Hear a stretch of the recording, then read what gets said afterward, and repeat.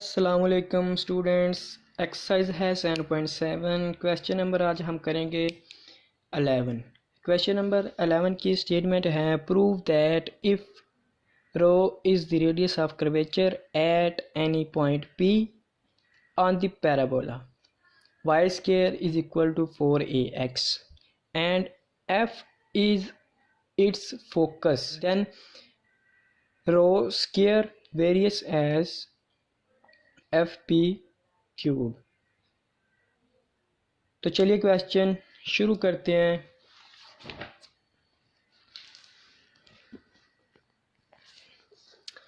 Question number 11 है, हमें standard form दी गई है पैराबोला की। ये हमने पैराबोला बना ली है। ये हमारे वाई एक्सिस है, ये एक्स एक्सिस है और ये पैराबोला की फिगर है और ये इसका फोकस है। ये कोई पॉइंट पी है जो हमने क्वेश्चन में हमें दिया गया है। प्रूव हमने करना है कि रो स्केल प्रोपोर्शनल है एफ पी क्यूब के। Let P X Y be any point on the parabola के पैराबोला पे कोई पॉइंट पी है। तो अब हम डिस्टेंस निकालते हैं फोकस से लेकर पॉइंट तक। यहाँ पे पॉइंट होंगे फोकस के और पी के। एफ का पहला पॉइंट है, पी का पहला पॉइंट है एक्स ये, और माइनस एफ का पहला पॉइंट है ए। इसका स्क्वायर हो गया प्लस तो पी का दूसरा पॉइंट है वाई और एफ का दूसरा पॉइंट है ज़ीरो, तो वाई माइनस ज़ीरो का स्क्वायर इधर आ जाएगा और अंडर रूट में लिए लिखना है हमने। तो इधर इसका स्क्वायर लेंगे X square plus Y square minus 2ax और इधर आ जाएगा प्लस वाई स्क्वायर।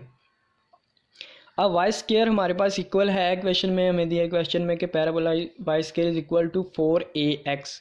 तो वाई स्क्वायर की जगह हम 4ax लिख लेते हैं। तो इधर आ जाएगा x square plus 4ax, y square की जगह plus a square minus 2ax। X square plus a square और ये 4ax था, ये माइनस 2ax था। तो ये माइनस करेंगे 4ax में से माइनस 2ax, तो इधर रह जाएगा प्लस 2ax। ये इक्वल हो गया, ये फार्मूला बन रहा है यानी x प्लस ए स्क्वायर का। ये सारा a का स्क्वायर प्लस b का square plus 2ax, x plus a का स्क्वायर हो जाएगा। तो ये स्क्वायर अंडर रूट से कैंसिल हो जाएगा। तो x प्लस a ये हमारे पास है एफ पी डिस्टेंस। नो अब हम रो फाइंड करने के लिए पैराबोला इक्वेशन का डेरिवेटिव लेते हैं। तो इसका डेरिवेटिव जब हम लेंगे विद रिस्पेक्ट टू एक्स तो ये आ जाएगा 2a D Y by D X और इधर आ जाएगा 4a कांस्टेंट, x का डेरिवेटिव 1 और 2a इस साइड पे जाके डिवाइड हो जाएगा तो 4 से कैंसिल हो जाएगा 2, तो इधर आ जाएगा 2a over Y. Second derivative जब हम लेंगे तो 2a तो कांस्टेंट है ना, और y की पावर इधर -1 हम लिखें तो पावर शुरू में आ जाएगी -1, 2a से मल्टीप्लाई होगा तो ये -2a जाएगा और पावर में से एक कमी करेंगे जब तो इधर आ जाएगी पावर -2, तो -2 ओवर में जाके प्लस में चेंज होएगा तो वाई स्क्वायर आ जाएगा और इधर D Y by D X angle Y का डेरिवेटिव आ जाएगा। पावर छोड़ के derivative D Y by D X Y का आ जाएगा। सेकंड डेरिवेटिव हमारे पास इक्वल आ गया -2a और y square multiply d Y by D x हमने निकाला था 2a ओवर वाई, तो इसकी जगह 2a ओवर वाई आ गया। अब ये दोनों मल्टीप्लाई हो गए तो नीचे y का क्यूब हो जाएगा, ऊपर -4a स्क्वायर आ जाएगा। ये सेकंड डेरिवेटिव। अब रो का फार्मूला यूज़ होगा कि 1 plus d Y by D x का स्क्वायर होल की पावर 3/2 ओवर y का डबल डेरिवेटिव और इसका मॉड।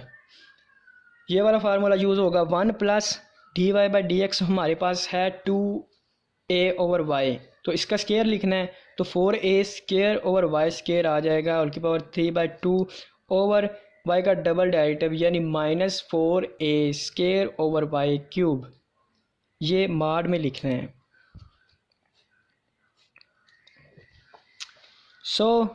नो इधर हमने लिया है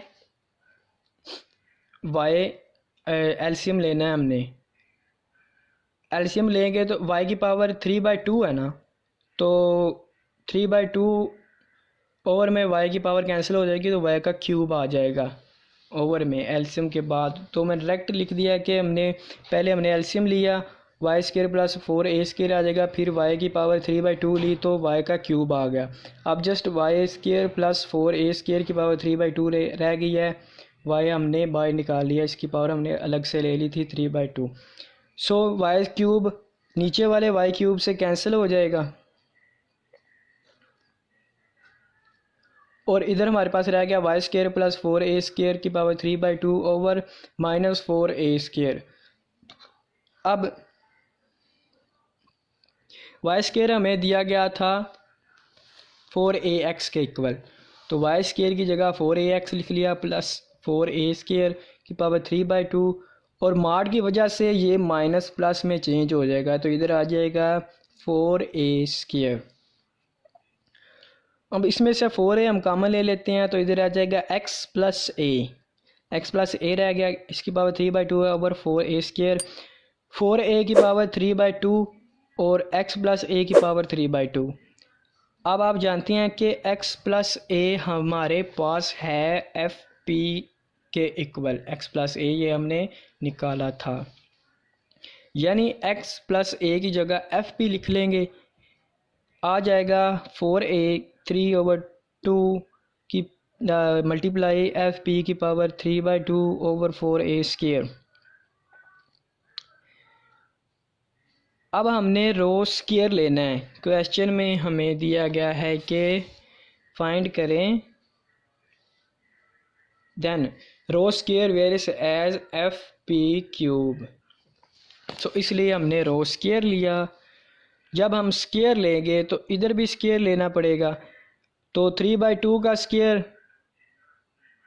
अंडर ओवर 2 से कैंसिल हो जाएगा, तो यहाँ पे आ जाएगा 4a की पावर क्यूब में, 4a का क्यूब आ जाएगा ओवर 4a स्केयर का स्केयर लेना है हमने। 4 का स्केयर आ गया 16, a स्केयर का स्केयर आ गया a की पावर 4 मल्टीप्लाई इसका स्केयर लेंगे तो इसका भी पावर क्यूब रह जाएगी। ये इक्वल हो गया हमारे पास, इसे जब सॉल्व करेंगे तो ये हमारे पास आएगा 4 ओवर a।